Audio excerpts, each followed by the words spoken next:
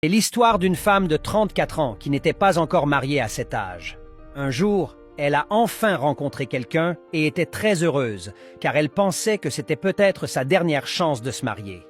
Elle s'est beaucoup intéressée à cet homme, mais elle a vite remarqué que sa mère n'était pas très contente. Comme le fiancé avait presque le même âge qu'elle, ils étaient tous les deux pressés de se marier et ont fixé une date. Pourtant, à mesure que le mariage approchait, la mère de l'homme semblait de plus en plus fâchée. Juste avant le mariage, la mère du fiancé a demandé une réunion avec tout le monde, elle-même, son fils, la future mariée et la mère de celle-ci. Pendant la réunion, quelque chose de triste s'est passé. La mère du fiancé a demandé à voir la pièce d'identité de la future mariée. La femme, surprise, a demandé pourquoi. La mère a insisté et quand elle a vu la date de naissance, elle a dit « Oh non, tu as 34 ans?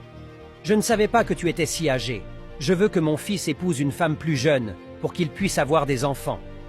Je ne suis pas sûre que tu puisses en avoir à ton âge. » Puis, sans plus de paroles, elle a pris son fils avec elle et ils sont partis.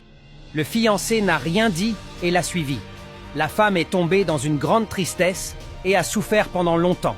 Ses parents lui ont conseillé de faire une omra, petit pèlerinage, pour soulager son cœur. Elle est partie, a beaucoup prié et pleuré en se rappelant les paroles du Coran. Ne désespérez pas de la miséricorde d'Allah. À son retour à l'aéroport, un homme est venu l'aider avec ses valises. Elle a trouvé cet homme très poli. Par la suite, elle a découvert que cet homme était un ami du mari de sa sœur. Ils ont fait connaissance et avec le temps, ils se sont mariés. Grande surprise, elle est tombée enceinte de triplés.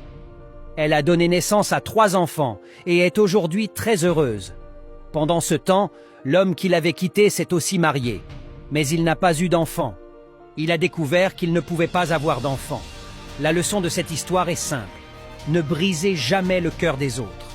Dieu veille sur ceux qui souffrent et il rend justice à ceux qui sont blessés.